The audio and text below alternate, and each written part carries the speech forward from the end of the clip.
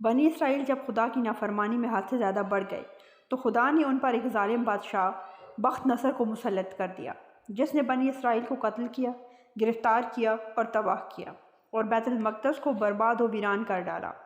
حضرت عزیز علیہ السلام ایک دن شہر میں تشریف لائے تو آپ نے شہر کی ویرانی و بربادی کو دیکھا۔ تمام شہر میں پھرے، کسی شخص کو وہاں نہ پایا۔ شہر کی تمام عمارتوں کو منہدم دیکھ کر، یہ منظر دیکھ کر آپ بڑا تعجب ہوا آپ کو، اور آپ نے اپنے آپ سے ایک سوال کیا، اللہ اس شہر کی موت کے بعد اسے پھر کیسے زندہ فرمائے گا؟ آپ ایک دراز گوشت پر سوار تھے اور آپ کے پاس ایک برتن کھجور اور ایک پیالہ انگور کے رس کا تھا۔ آپ نے اپنے دراز گوشت کو ایک درخت کے ساتھ باندھا اور اس درخت کے نیچے آپ سو گئے، اور جب سو گئے تو خدا نے اسی حالت میں آپ کی روح قبض کر لی اور گدھا بھی مر گیا۔ اسی واقعے کے 70 سال بعد اللہ تعالیٰ نے شاہان فارس میں سے ایک بادشاہ کو مسلط کیا اور وہ اپنی فوجیں لے کر بیت المقدس پہنچا اور اس کو پہلے سے بھی بہتر طریقہ پر آباد کیا، اور بنی اسرائیل میں سے جو لوگ باقی رہے تھے خدا تعالیٰ انہیں پھر یہاں لایا، اور وہ بیت المقدس اور اس کے انواع میں آباد ہوئے اور ان کی تعداد بڑھتی رہی۔ اس زمانہ میں اللہ تعالیٰ نے حضرت عزیز علیہ السلام کو دنیا کی آنکھوں سے پوشیدہ رکھا اور کوئی آپ کو دیکھ نہ سکا۔ جب آپ کی وفات کو 100 سال گزر گئے تو اللہ تعالیٰ نے دوبارہ آپ کو زندہ کیا۔ پہلے آنکھوں میں جان آئی، ابھی تمام جسم مردہ تھا، وہ آپ کے دیکھتے دیکھتے زندہ کیا گیا۔ جس وقت آپ سوئے تھے وہ صبح کا وقت تھا، اور 100 سال کے بعد جب آپ دوبارہ زندہ کیے گئے تو یہ شام کا وقت تھا۔ خدا نے پوچھا، اے عزیز تم یہاں کتنے ٹھہرے؟ آپ نے اندازے سے عرض کیا کہ 1 دن یا کچھ کم۔ آپ کا یہ خیال ہوا کہ شاید اسی دن کی شام ہے جس کی صبح میں سویا تھا۔ خدا نے فرمایا، تم 100 برس ٹھہرے ہو، یعنی 100 برس سو چکے ہو۔ اپنے کھانے اور پینے اور کھجور اور انگور کے رس کو دیکھیے، یہ ویسا ہی ہے، اس میں بو تک نہیں آئی، اور اپنے گدھے کو بھی ذرا دیکھیے۔ آپ نے دیکھا تو وہ مرا ہوا اور گل چکا تھا، اعضاء اس کے بکھرے ہوئے اور ہڈیاں سفید چمک رہی تھیں۔ آپ کی نگاہ کے سامنے اللہ نے اس گدھے کو بھی زندہ فرمایا۔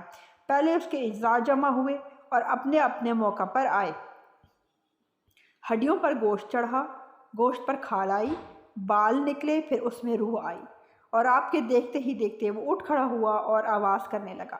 آپ نے اللہ کی قدرت کا مشاہدہ کیا اور فرمایا، میں جانتا ہوں کہ اللہ تعالیٰ ہر شے پر قادر ہے۔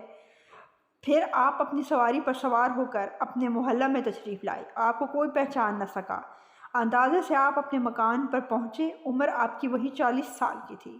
ایک ضعیف بڑھیا ملی جس کے پاؤں ضائع ہو چکے تھے، یعنی وہ کام نہیں کر رہے تھے، اور نابینا ہو گئی تھی۔ وہ آپ کے گھر کی باندھی تھی اور اس نے آپ کو دیکھا تھا۔ آپ نے اس سے پوچھا کہ یہ عزیز کا مکان ہے؟ اس نے کہا ہاں، مگر عزیز کو گم ہوئے 100 برس گزر گئے۔ یہ کہہ کر خوب روئی۔ آپ نے فرمایا، اللہ تعالیٰ نے مجھے 100 برس مردہ رکھا، پھر زندہ کیا۔ بڑھیا بولی، عزیز علیہ السلام مستجاب الدعوت تھے، جو دعا کرتے قبول ہو جایا کرتی تھی۔ اگر آپ عزیز ہیں تو دعا کیجئے کہ میری آنکھیں واپس آ جائیں، میری بینائی واپس آ جائے، تاکہ میں اپنی آنکھوں سے آپ کو دیکھ سکوں۔ آپ نے دعا کی تو وہ نابینا عورت پھر سے دیکھنے لگی، اور آپ نے اس کا ہاتھ پکڑ کر فرمایا، خدا کے حکم سے اٹھ۔ یہ فرماتے ہوئے اس کے مارے ہوئے پاؤں بھی درست ہو گئے، اور اس نے آپ کو دیکھا اور پہچان لیا اور کہا کہ بے شک آپ عزیز ہی ہیں۔